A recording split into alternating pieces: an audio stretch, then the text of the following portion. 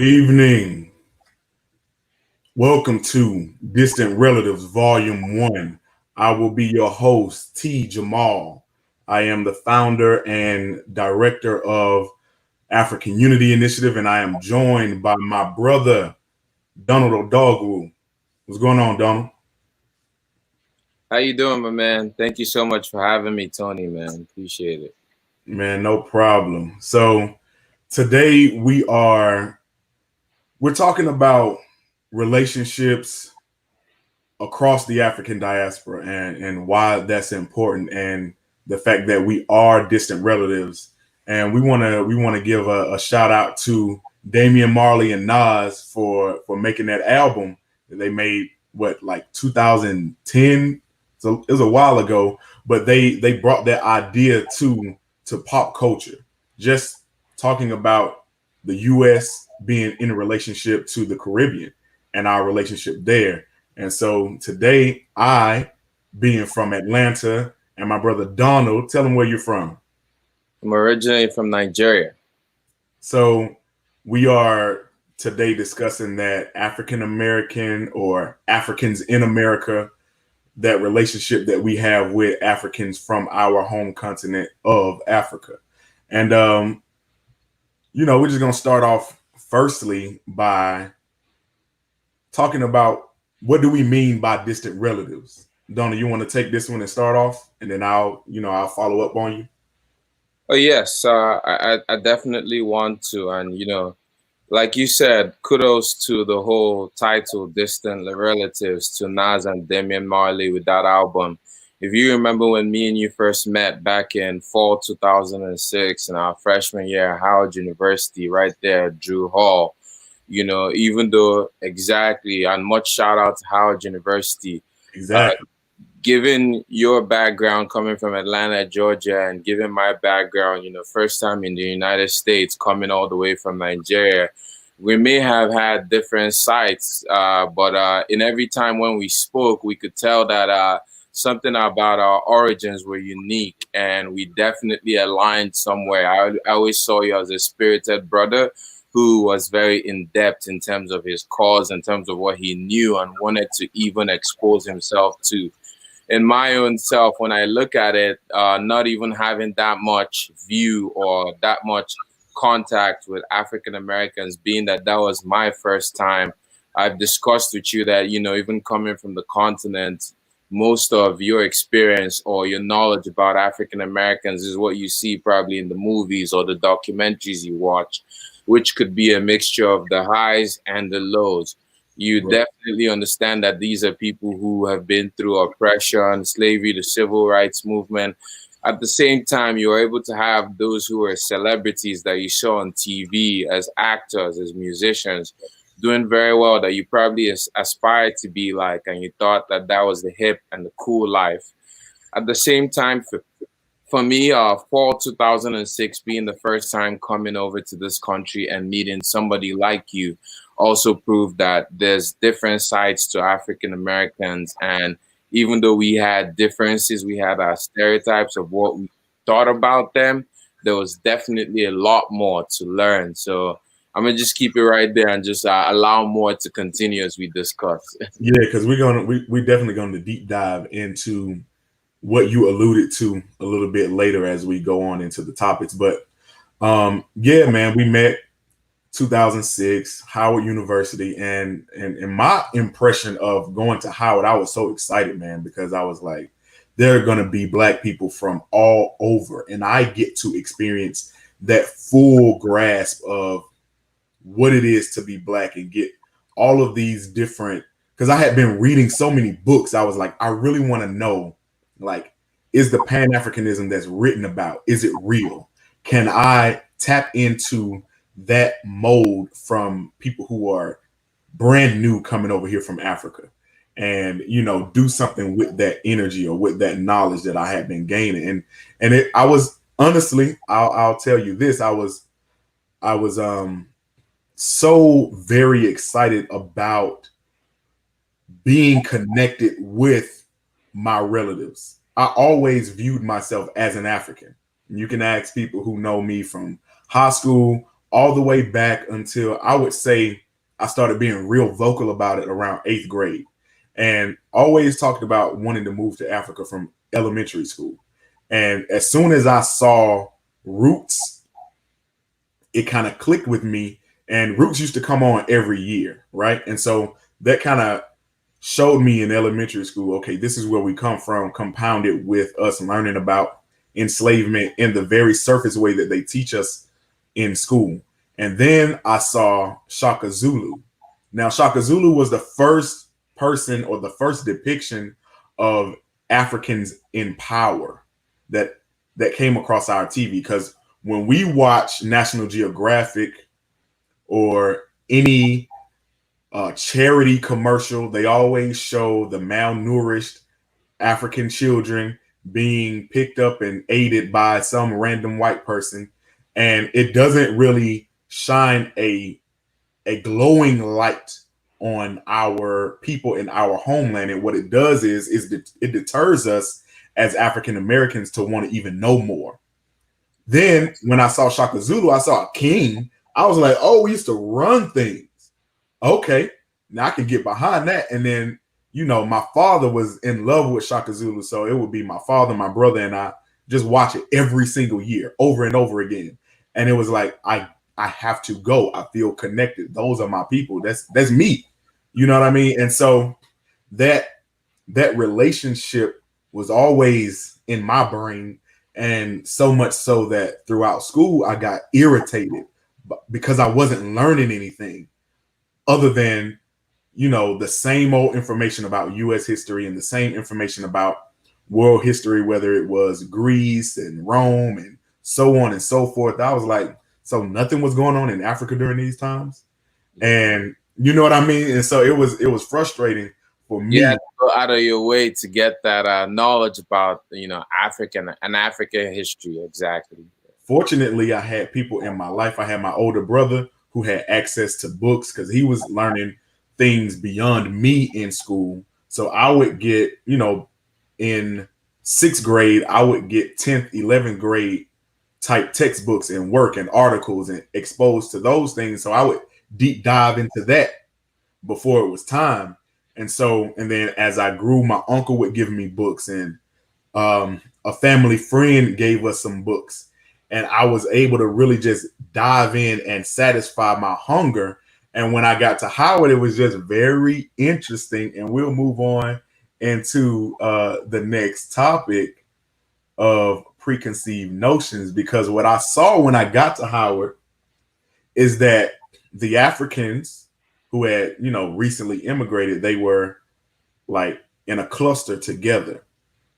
But I was in that cluster. And then the Caribbean students were in a cluster together, but I was in that cluster. And then the African Americans were in a cluster together, and I was in that cluster as well. And it took me about a month to realize that these groups are not talking to each other. Like, we'll walk right past each other, all of us in Drew Hall, and it'll just be days that I hang out with the African Americans. It'll be days or times during the day that I hang out with my Nigerian brothers and the Africans and the people from Jamaica and the Caribbean. But there was no intertwining of those clusters or those groups. And we were all young Black men on the same campus. What are your thoughts about that? And did you notice that? Yeah, I did. And, you know, when you talk about these clusters, you know, one thing I know as a young person, when you come into college, you know, especially from a different continent at, say, 17, 18, or let's just say even a different region, sometimes you have that tendency to stick to your own. You know, you see the type that you mostly identify with, and you stick to your own because of what you've labeled as preconceived notions. So for me, you know, like I said earlier, when I think of, you know, African Americans, I'm thinking of the high and the low. I'm thinking of people who are celebrities that everybody wants to be, like the likes of the Will Smiths, Denzels, the people are watching on TV and they see that cool lifestyle and that's what they admire. And then on the other end, you're not thinking of the best situations. You're thinking of impoverished communities. You're Right. thinking of people who are looking more like either thugs or gangsters. So as young people, we have that mindset, and we come up with the wrong thoughts where we label somebody without even fully knowing them. And that's one of the reasons for these clusters. And you're privileged to just have that affinity first towards Africans before coming into college, which Right. makes it slightly different for you. Because if you listen to one of your earlier statements, you also talked about even the Africans and the Caribbeans who should somewhat have some similarity, but still in Howard having those clusters. Yep. Some of those walls, if you notice, are not even gotten to be broken down until some people mature, get into sophomore, junior, or maybe even senior year for some people, where some of the clubs between the African Students Association, Caribbean students are finally interacting and doing programs. I'll be honest with you, I was that person with those preconceived notions. I was going straight to my African brothers straight up from the jump. Those I met in Drew Hall, those who were upperclassmen, Right. and with the rest, it'll be fewer words, fewer words. And maybe there'll be some who somewhat knew about, the African history or knew about my background or somewhat, and then I would exchange information with them or open up more with them. Like you, for instance, you always seemed somewhat knowledgeable.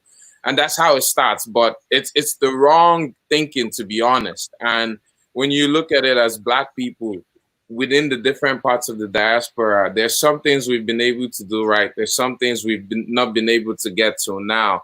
And if we only looked at that positive side and actually collaborated more, for example, I'll tell you one, even with the African American experience, most of the African brothers that I came with from Howard University got a lot of good scholarships. We're talking about the Capstone founders and myself being a legacy scholar. And, sometimes we had that judgmental behavior to think, oh, this person is an African American. We're not studying with that person because we don't think that person is a scholar or is as smart as us. But I was, even from freshman year, proven wrong so many times.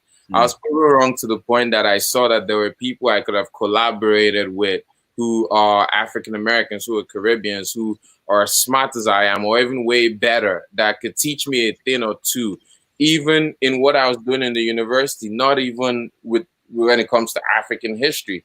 So I think that just goes back to just that immaturity and being young and getting to finally learn that other people are like you or even could be better. And when you can break that wall down, you'd see that you're even moving towards a more progressive mindset. Right. And so for me, when it comes to preconceived notions, I can attest to that on both sides, because I'll go back to high school. So I'll go back even further. There was this term that was popular as a diss to call, your other Black people in the neighborhood. You would call them African booty scratcher, right? And that started like from little kid all the way up to like through high school.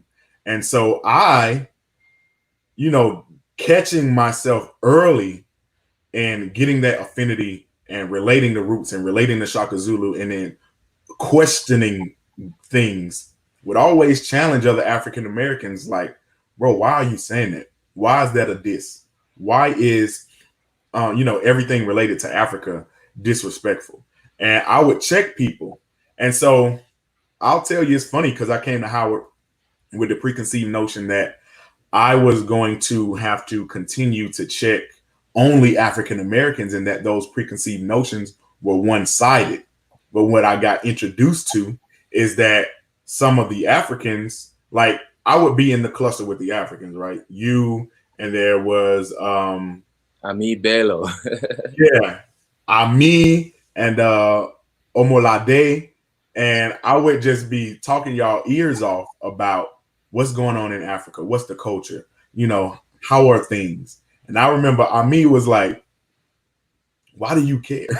He was like, And that's a legit question. It's like, how do you even get to know about that? right. And I was like, and I remember having to have this conversation. I was like, well, I'm an African American. I know that I am a descendant of Africa from somewhere, but I have no idea where. I don't know what my language is. I don't know what my ethnicity is. And I don't have a strong tie to my indigenous culture. And I long for it. And if you look at African Americans, we all long for it. We are always doing things. We don't always articulate it in the right way. Sometimes it comes out in different patterns. But I just so happen to have been able to vocalize it very young. So I was able to access what it is that I wanted. And so I was telling them, like, you being from Africa, you take it for granted that you know your language and you know your culture. You know, that's something that I have been missing and been searching for a while now. And then, you know, slowly they started to understand, you guys started to understand why I was even interested at all. And it took me back. I was like, how is it that they don't understand why I'm interested? And it didn't click until that moment that the same lack of information about Africa that we receive here through the media is just like what you spoke to earlier, the same lack of information about the African American experience that you guys receive in the media over there as well. And for whatever reason, it never clicked to me that it was on both sides of the aisle where that lack of information or intentional misinformation was being carried out. So, you know, just having to really think about, all right, what is the next steps? If I see that there are these separations, these divisions on this one campus, what can be done? What can I do? The person who noticed it, and I'm the type of person that is very solution oriented. I immediately jump to not talk about what the problem is, but what can be done? What can I do? Since I've noticed it, that means the burden is on me. The burden of action is on me. And I say that to everybody that works with me, that if you notice something going on in your community that has been brought into your mind to bother you for a reason, because you have something within you that is going to help move toward the solution of whatever that thing is that you have noticed. And I truly, you know, I stand firm on that. Like, if before I complain, I return the question to me about, okay, this is an issue, so what can be done? And honestly, look at I'll this tell you this. street education you just mentioned, right? The thing, you looked at the person coming from the continent saying you take where you're from for granted. I also want you to factor, you ever thought about at that age, that 18-year-old or 19-year-old you're reacting to or talking to, you know, even though he realizes his origin, he's just looking at maybe the problems of where he's from, and he's like, you know what? I want to aspire like these people over here who have better infrastructure, suppose better governance and all that. So I think it goes back to that two-way street education you're talking about, you know? Right. Yeah. And that's why when I asked myself that question, I wanted to have a conversation, because having conversations is how you figure out, all right, what is your perspective and why, you know, how do you view things? What's your POV? What's mine? And let's really understand where each other are coming from. And then we can actually move toward, you know, making some actionable items. I remember I had a friend who was a Nigerian. She was like one of the first girls that I met on campus at Howard. And she was Yoruba. And I was asking her, like, you know, just to tell me a few words so I could, you know, start learning or anything. And she was like, oh, I don't speak much Yoruba, my native tongue, because it's not cool. And it threw me all the way off. I was like, it's not cool. I just didn't expect that, man. And it just threw me for a loop. I was just all the way taken aback. And it was so amazing because I really just had to sit down and say, okay, that kind of struck me in a way where I want this, and she has it, and she's taking it for granted. Just like you said, we as African Americans have access to American infrastructure, and you know, from the outside looking in, it looks as if we've taken it for granted, right? Yeah. But I also want to say one of the things that goes into those preconceived notions is that African Americans are lazy and we waste the American promise, and we waste the resources. Where because people don't know about the varied and long history of African Americans post enslavement and during enslavement and all the progress that we made during Reconstruction, people being elected to office, building up communities like Black Wall Street, Rosewood, Seneca Village in New York, which is the present day Central Park, and so on and so forth. I could list off so many communities, and that they were not figuratively, but literally bombed and destroyed and rioted, and the trauma that causes in that generation that experienced it. And are they going to set the next generation up to rebuild it, or are they going to work in fear and tell them to just keep their heads low and not cause too much trouble, because they go from wanting to live to just survive to the next generation, and how that impacts what our brothers and sisters from the Caribbean and even Africa, when they come over here and they see us so-called wasting the resources, not knowing all of the aspects of, what we've gone through and what we are, the trauma that we're fighting back. So it's just interesting how that plays out. So I wanted to shout out Linda K, who is, commenting. This is a discussion that's needed. We agree, and we will continue to have these. Like I said in the introduction, this is volume 1. So me and Donald, we're gonna hop on here, periodically and have these types of discussions. One of the things that I meant to say about having that experience, that conversation with me and Lade and yourself, it prompted me starting African Unity Initiative. The seeds for the organization that I have now were planted at that moment, because I was like, I have to do something. And this is, it took years to really assess, okay, how am I going to do what it is that I want to do? And then, it kind of manifested itself in this. So let me ask you this. As a brother who is from the continent and you have lived in the United States for a while now, tell me how your experience has been living abroad from the beginning and, overcoming those preconceived notions to where you are now and having that experience being here for a while. Yeah. I would say it's definitely brought that end-to-end 360 cycle, because now listen to some of the things we've talked about where it's like, I come over from the African continent, I'm admiring everything here, and you've alluded to the fact that you've even asked people like me to teach you a few words of Yoruba, the original language, and they're like, oh, it's not cool. But then when you really look at it, in the process of gaining that, whether it's the American education, whatever you came here to do, and that work experience where it's more constant than maybe where you're coming from in terms of being able to get that job, having that direct job that you get right after school, and that tangible experience you hold on to that helps you to be able to take care of yourself and even your family back home.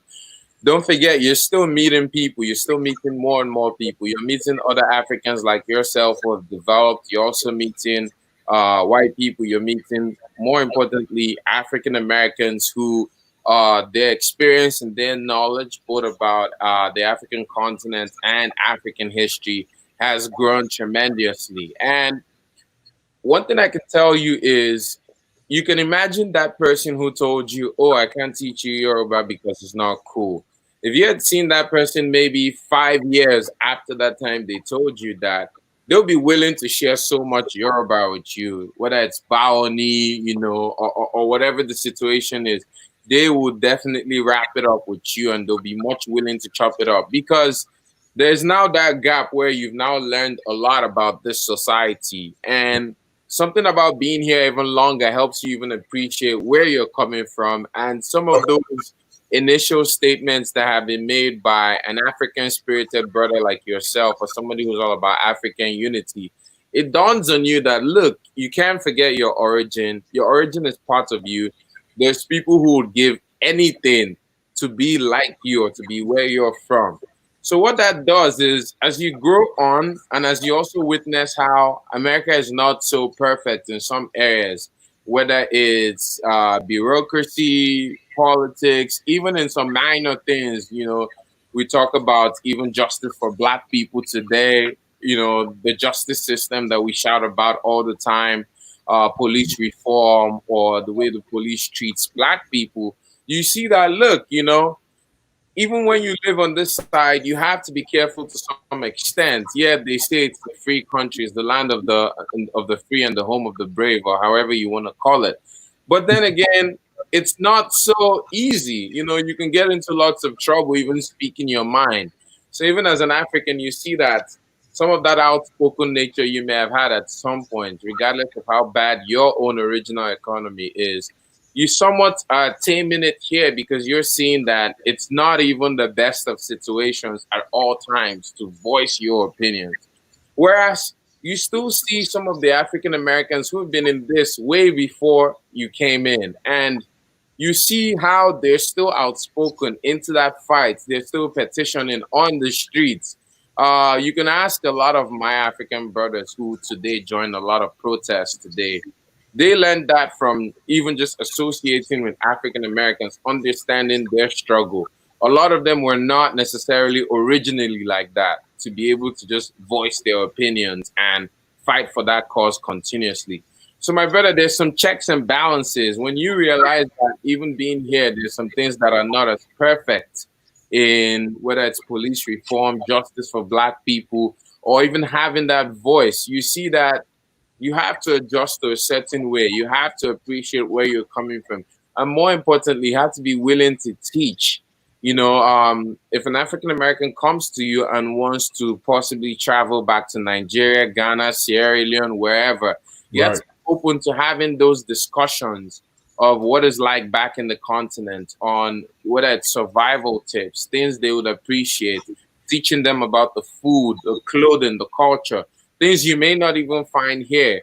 And another thing, just to add to this entire experience, what it's done for me is, I see myself as a Black person wherever I go, whether I leave America today and go to Norway, Asia, Australia. I want to hold on to those values I learned while I was small, because I don't want those things to ever extinguish. I want to see every place I go that has Black people to be an embassy of my original country, no matter what. And that includes the clothing, the culture, the food, whatever I can get. Like, we talk about spending our monies on Black-owned business. I can tell you for one thing for sure, if I'm not going on an expensive date, which happens only once in a while, the truth is, most of the time where I spend my money when it comes to food is African-owned restaurants. Right. And it's probably even better than I used to do even back home. And there's a reason why, because I've seen the uniqueness of my culture, having been here for so long, and not just being able to realize the uniqueness of my culture. African Americans and other groups in the diaspora have been able to make me realize that uniqueness of my culture, either by seeing what they miss in their lives, or look at the way they even fight for opportunities here today. So I want to tell you, it shaped me to be a better person. And I can think you can also speak to that, given the fact that you've had the chance to also travel to the continent. Yep. So, yeah, just picking up off of that experience that you had and over here, my experience of having the opportunity to actually not just visit Africa, but live there. It's a completely different experience. When you visit a place as a tourist, you see the surface level things, and you know that you have a limited time in that place. And so the opportunity to really engulf yourself in the mode of things is not always there. But when you just know that, okay, every day that I wake up, I'm going to be here, you kind of just get in the mindset of, let me learn as much as possible. Let me just embrace everything that's happening around me. And I'll tell you this, I'm from Atlanta. I come from a housing project, what some would call the so-called hood, the ghetto, whatever. And so growing up, very, very fast, you learn as a black boy that, smiling and being very happy-go-lucky isn't the safest thing to be in the area where you're growing up, because people will see that as soft. They'll see you as a target. And I got into fights all the time growing up because I was just, just happy to be, in the midst, happy to play with everybody, whatever. And so it would be people my age, people older than me that saw me as soft. And the only thing that I had was a saving grace was I had an older brother and I loved to fight. So even though I was happy when they fought me, I was ready to fight back. You know what I mean? And so I reveled in the challenge of people wanting to fight me. But what I learned was, as I grew older, past elementary school into middle school, that when you fight, the consequences were a little bit more severe. It was more of, okay, not only will you get suspended, but even if you have the good grades, you won't get awarded for it. You in high school, they were sending people to actual jail for fighting. The real police officers were on campus. So you have to learn, okay, before I get there, I need to, before I get into the fight, I need to prevent the fight. So I have to look a certain way. I have to change my demeanor so as to not look soft, so as to prevent people from wanting to try me, right? So what that did was it took away my smile. And I didn't realize until I got in Guinea. I was in Guinea, West Africa.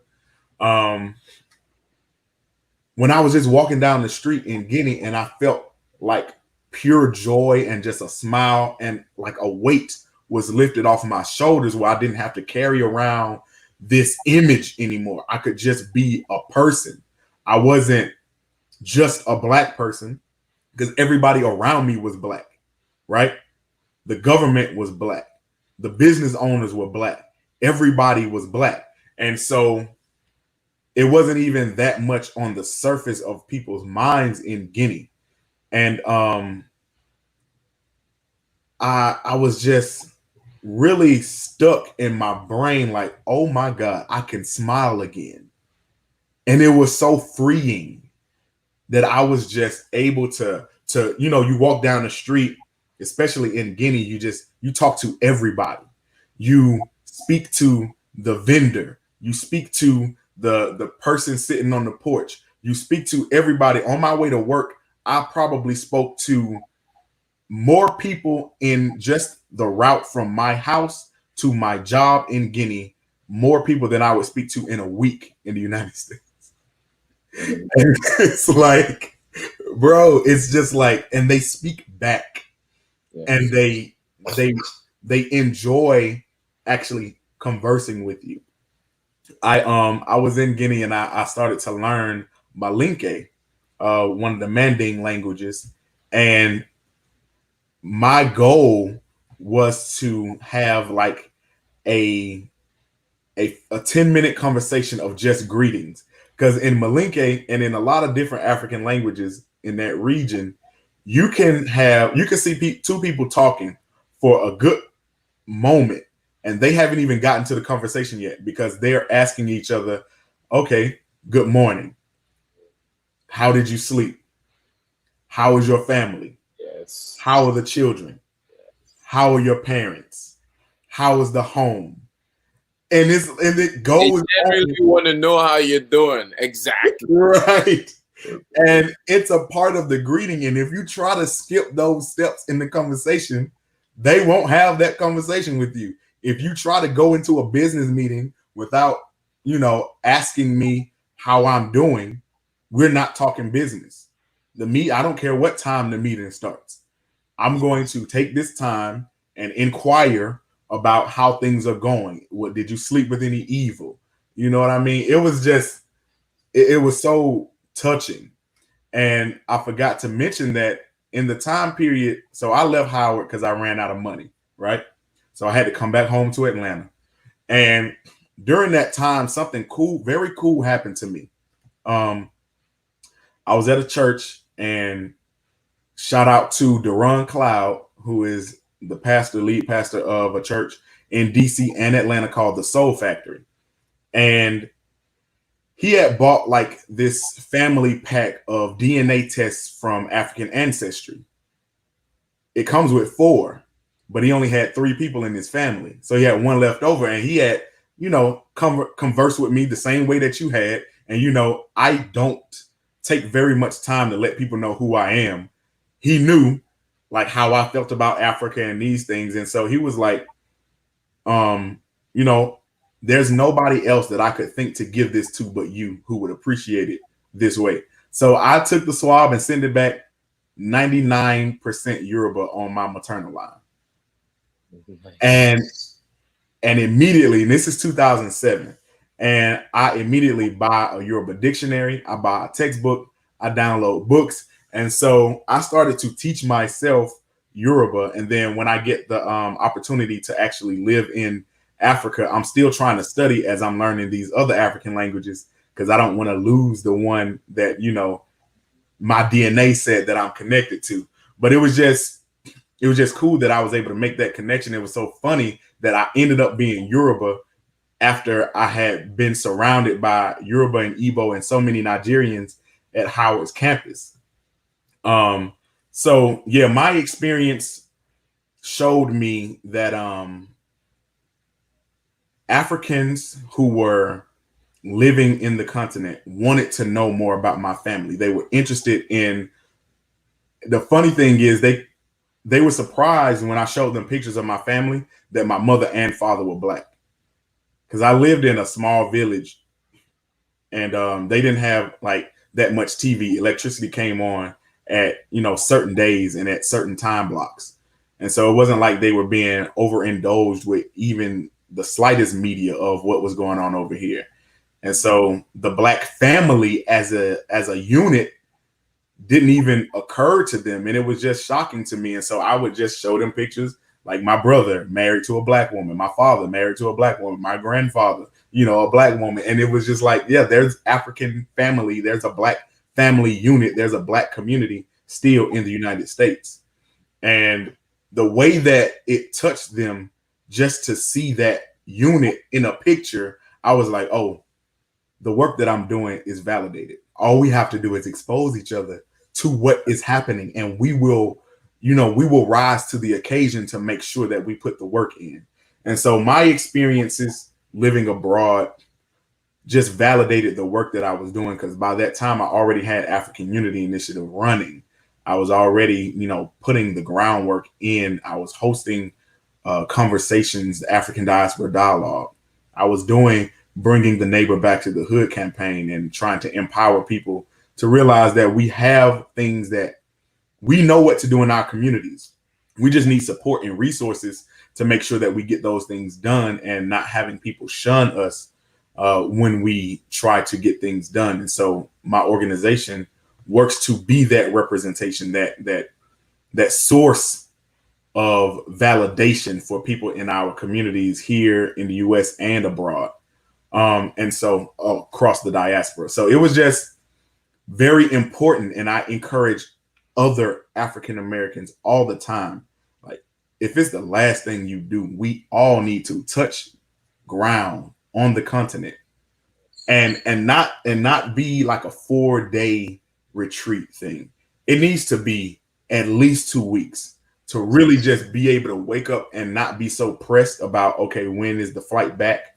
Or I have to be so pressed to get everything done on this itinerary, because certain days just need to be African days. Itinerary is a very Eurocentric US type thing where you hit point by point. You just need an African go with the flow day where you just wake up and you just do whatever occurs. And right. So you can really feel that impact of, okay, I just had a cool experience of the day, and just where you just sit down and talk to people, where you're not so busy running that you don't get the full experience of who is there. And it doesn't have to be like a formal learning, doesn't always have to be formal, right? So it don't have to be somebody just teaching you This is how we do this. Just sit down and watch people do things, and you will in turn learn cultural things. Like in Guinea, they make this tea called ataya, which takes like 30, 45 minutes just to make the tea. And they go from mixing the sugar to mixing the water to mixing the tea and frothing it up. And it's just an experience where it's not about drinking the tea. It's not about the tea getting done. It's about sitting there and participating in the whole experience of what's happening. It's not result oriented. It's journey oriented. And a lot of the way things are set up over there is journey oriented. And I think we would benefit greatly from, having that mindset every now and then. So let me ask you this question. What is the importance, the significance of connection across the African diaspora from your perspective? For me, I think the major thing we've mentioned one, and which is that education that goes both ways. But I think even further than that education, that significance, that importance, what it really emerges to is collaboration. Because now look at it from a perspective where both sides on both regions, the black people on each side, there's things they look to aspire to be better in their own lands. Now, let's go back to the continent. I'm glad you've lived there. You've seen the way things work. You've seen how we as a people can be indigenous and at the same time still rely on that foreign, what's the word that I'm looking for? That foreign consent, whether it's through the Chinese, American or whatever, when it comes to importing things, you see that dependence. So it's like, if we have more hands on deck and we see more examples, I see somebody like you who has come from America as a black brother who is even progressive in whichever world you are, the nonprofit world. We all have friends in the corporate side, and our hearts are still the same. If we have like-minded people coming back home to actually help and collaborate with the people back there, because at the end of the day, no matter what we aspire to be like, no matter who we depend on for resources, the fact of the matter is only people of our kind can solve our own issues. Exactly. And with somebody like you who has taken the time to actually, one, look through your ancestry, see where majority of your ancestry lies. You've identified Yoruba, which is a language, across a few countries in West Africa. And you've also been able to attach with the land, Guinea being an example. People get more confident with time if they see that at the end of the day, they would look at you as an African. You are African, as a matter of fact. They will look at you as a Guinean. They'll look at you as a Nigerian. They'll look at you as a Ghanaian, one with the culture. And when they see that you're educated, at the end of the day, you have the same foreign experience and coming back home. For me as a woke man, I'd rather collaborate with you than any of the foreign consent we're always looking towards. So I think that's where that significance lies. And it's not going to happen until we do a lot of things. There's a lot of prerequisites that will lead into that. You see this knowledge that you preach about, especially from your side, it needs to continue not just to African Americans who are not as woke as you, but to also continue to even Africans like myself or other Africans who don't even appreciate where we come from. Telling those tales on both sides and having that mesh is what would help me appreciate you more, and is what will help you to appreciate me more.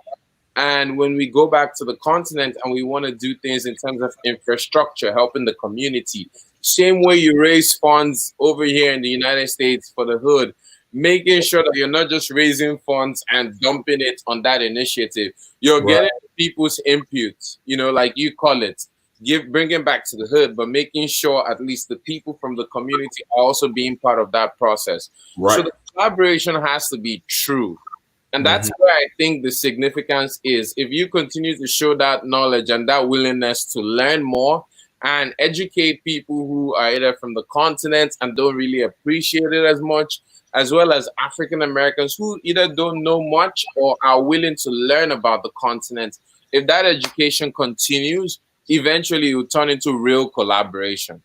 Right. And for me, and I'll talk about the significance of that relationship in many different ways. I'll talk about it from things that are happening in the present, as well as ways that these things have actually occurred in the past. So I'll talk about my experience in Guinea one more time, and I would have conversations in Guinea. For those of you who don't know, is in West Africa. It's a francophone country, so I wasn't allowed to speak English over there, and so I would have these conversations. I would try to have conversations about African unity and what that meant and why I felt it was so important to connect with people, and I would challenge young people. It would be young brothers and sisters always saying that their goal in life was to come to the US or to get to Europe. And they would say things like, Les États-Unis est un petit paradis. The US is a petit paradise. And that's how they viewed it, because just like Donald alluded to earlier, where his vision was either the lowest of the low or the highest of the high, the celebrities, and they thought that everybody had access to that, and that was the common experience. And I was telling them it's not a paradise, especially not for those that look like us. Like, please do not work your whole life and waste your talents just trying to leave from where you come from. That's what bringing the neighbor back to the hood is about. It's not just about the hood in the United States. It's about wherever you view as the hood. Most of the time is where we come from as Black people. In the US, it's our communities. In the Caribbean is their country. In Africa is their country that they're trying to leave, and that they think, the grass is greener on the other side. And I've had the experience of talking to so many brothers and sisters that have immigrated over here and got stuck because their family spent all this money to get them that visa, and then they get over here and they get hit with the harsh realities of what the US is. And that is not forgiving, and that is not easy to be over here. But then they end up pretending and lying to their family back home because they don't want them to know how bad they're doing. And it's just a trap. You know what I mean? And I wanted to encourage them that with your skill set and with a little bit of support and with some, collaboration and some organizations, we can build infrastructure here where you are. Yeah. The same way that I tell people in Bankhead that you don't have to go to Buckhead to get access to good materials. You can build infrastructure here if we actually came together and collaborated. If we brought Black businesses together instead of being competitive and actually work together. 3 Black businesses coming together to buy one building, and they all work out of that one building. They all have co-ownership. You know what I mean? It's simple things that we aren't thinking about. Okay, in Africa, the way that, okay, if you gain a bit of success, if you have education, or if you do move to the US, always have a plan of how do I reinvest what I'm making over here back to my home country? How do I set people up to be able to attain or access the education that I have without them having to even come over here? I come over here, I took the bullet so that you don't have to. Every generation shouldn't have to keep coming, right? So if I get the information, I should just be able to come home and display the information and give it out. I should be able to disperse it. And you, as my people, should be able to receive the information coming from me and receive it as valid, and not, look at me as, okay, they don't know what they're talking about. But when a white person says the same thing, then you take it seriously. So it's on both sides, right? It's on the person who's gained the information to go back, but it's also on the people who are still there to respect and honor the knowledge that the person who did leave and come back, that they're trying to disperse. And they have to want to do it. We have to want to work together. We have to want to trust that the knowledge that I have is just as valid as anybody else, as the Chinese, or as the French, or as the English, or as the American, right? And so we have to get to that place, and having conversations like this, explaining what is the importance. And so I'll take it back to a bit of history. Jomo Kenyatta, Kwame Nkrumah, both were educated in the United States during the time of the Black Power movement. and they both have credited the fight for justice and equal rights that African Americans had started here in the United States as inspiration of them going home to, Ghana and Kenya and starting the independence movement in Africa. So by virtue of them being inspired by their Black brothers and sisters here, they saw, okay, we can use that model and do the same thing in our home countries and get from under colonial rule.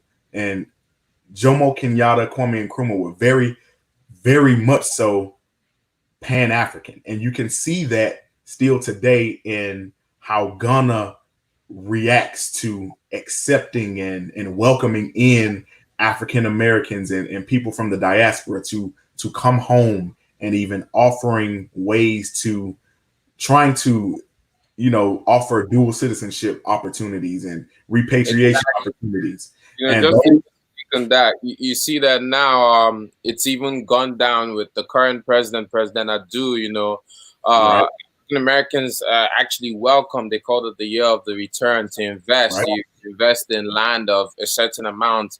You're given that dual citizenship, and I think it's very important. We need to take advantage of opportunities like this because we don't want our lands to be sold to foreigners who don't even necessarily understand our cultures. But it's best to people who have commonalities like us, people who are originally from that same land. Might as well take it. Bring in that foreign investment into Africa. You spoke about Kwame Nkrumah, Jomo Kenyatta, these Pan-Africanists, and when you think about it, especially in the case of Kwame Nkrumah becoming the first president of his country, and you are right in terms of the way their country is run today. There are other examples in West Africa following that light. You look at Sierra Leone as well. Sierra Leone is actually also creating a similar structure. So I think that structure is very important, and we need to take advantage of things like that, honestly. And I don't want to forget, Guinea. I don't want my Ghanaians mad at me. Sekou Touré was on that page too. Very heavy Pan-Africanist. And, and another example of African unity across the diaspora was apartheid. So what happened in apartheid was some South Africans would integrate themselves into Black communities in the U.S. because they knew that, the United States has access to worldwide media. So let's see that the African Americans are fighting for their rights. Let's let them know what's happening in South Africa with apartheid. And as soon as African American activists found out the realities of what was happening in apartheid, they took on that fight just like it was their own, because it was. You understand? And so it was just like, okay, we're fighting for liberation here for African Americans in the US. We're going to fight with that same fervor and that same energy for, apartheid to end in South Africa. And so that's just, ways that connection across the African diaspora can have long-term impacts. It can have impacts on society, on economics, on culture, on so many different things. And we have to continue to build upon that, because what's sad is you have the Jomo Kenyattas, you have the Kwame Nkrumahs, you have the Sekou Tourés, you have the expression of looking at South Africa and the ending of apartheid in a oneness fight. But then in the generation after that, it's like that connection wasn't sustainable. It wasn't able to continue with that same energy. Whereas right now we're having to build it back up from the beginning, where we should be able to take the baton from what they had already started and just carry it forward. But we're having to relearn it all over again in the new generation. And we have to make sure that in this moment that we're having right now, in this awakening that is happening in 2020, that we don't let it dissipate. We don't let this momentum fade. We make sure that we keep people, motivated, and we learn how to reintroduce the strategy that was always a part of those movements in the past. And, you know, it's very important to do that. So I want to, and we kind of addressed it a little bit, but I want you to speak to some of the things that's happening, like what's happening in Sierra Leone, what's happening in Ghana, and any other places that you may know of. I heard some things that were like some articles that came out about Nigeria trying to do the same thing with offering dual citizenship. You know, what's the current progress in bridging the gap? Like what work is being done from Yeah. what you know about? So from what I know about it, it's still a long way to go. And I think Yeah. not even to sidetrack, but some of the things you've been saying about making sure this doesn't just stay with one generation and gets lost elsewhere. Some of these new things that are coming out, even the knowledge sharing needs to be institutionalized in our college environments. And I'm not just talking about in our African history courses, but even in the social structures of our college environment or even in our societies today, having those long lasting conversations that stay in our mind. Because with Ghana, the movement was pretty big. They had the whole year of the return thing. It almost even turned into like a party pretty much, where a lot of people from America, Europe actually traveled back and built that bond somewhat to some extent if it was their first time, or some of them actually just pledged to at least come there regularly. And in terms of some of the perks of that dual citizenship, it's there. You buy a certain piece of land and you have it. That's worth of a certain value. Also, they're encouraging people to open up companies, invest in businesses there. They're trying to facilitate that public and private partnership, with the focus on even the private side, where the government is always there, but having enough enterprises actually partner in this initiative in investing and let that trickle down to the economy. So Ghana and Sierra Leone are big giants in terms of leading that effort. The others are still trying to follow to some extent. But something I think is even more important than these baby steps that have started is in line with what you said earlier. These things really have to be institutionalized to stay and last for ages. These are things we need to be talking about in our educated environment as we are in our communities. We need to continue to facilitate these partnerships. And even with technology today and some of our social apps, as much as possible, even you need to start groups where you're expanding your contacts with African Americans, both Africans, whether in the diaspora or in the continent, even with Guinea that you've been to, and continue these discussions that concern us as Black people. That's the way we can actually support and even further progress some of the movement that has been started in Ghana or in West Africa. Right. So for me, I've seen the same thing happen. What I want to say with regard to this progress, with African Americans and other people in the diaspora going to reinvest in Africa and going there to take this opportunity seriously, though, and make sure that when we're going there, that it just doesn't turn into a big party.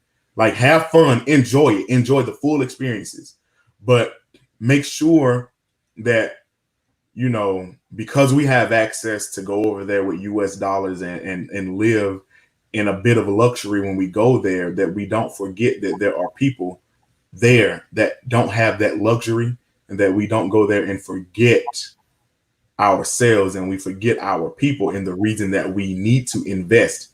Also, when we do these investments, we need to make sure that we don't. So as colonized people or as oppressed people, you learn from your colonizer, even if you don't know it, because you are taught their education system. So even with the best of intentions, we can go back and, make the mistake of investing with a colonial mindset.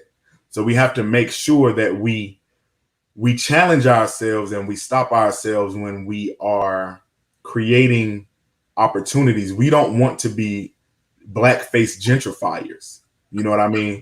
Creating opportunity that will only benefit us who are coming from the diaspora, but the people who were already there don't actually get a chance to benefit from that. We want to be able to build businesses that build up the infrastructure where everybody rises, right? So we have to be very intentional about how we invest, about how we re-engage with Africa, about how we connect with one another across the diaspora, and make everything that we do count. Make every trip, make every party, make every business, make every little thing that we do count for the benefit of our people, because we can talk about the French, we can talk about the English, we can talk about the Chinese coming there to exploit. Make sure that we don't end up being in that number of exploiting as well, and really look at how that exploitation takes place, and make sure that when we go over there and invest, that it lifts up everybody from the bottom to the top, and that, you know, we increase the standard. Impact based. I agree with you. Right. So I want to close us out with giving you, Donald, an opportunity to let the people know where they can find you and tell them a little bit about the work that you do in your company. Yes. So thank you so much, Tony Jamal. I definitely am looking out forward to more partnerships with you and what you do in your various communities. For me specifically, the heart of my business is all about telling our stories. As somebody who's moved here to North America, the way I see it and how I still show my heart and my passion for my origin in Nigeria is I like to bring professionals together. We get on set and we're not just talking about the news, but we're sitting down in a relaxed setting and discussing, dissecting issues going on both here in the diaspora and in the continent.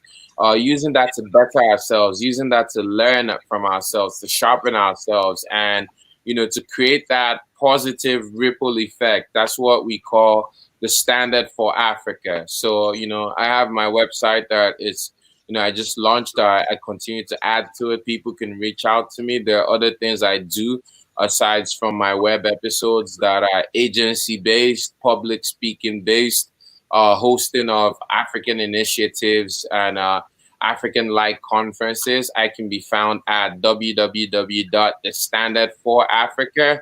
I also have an Instagram page, which is at TSF Africa.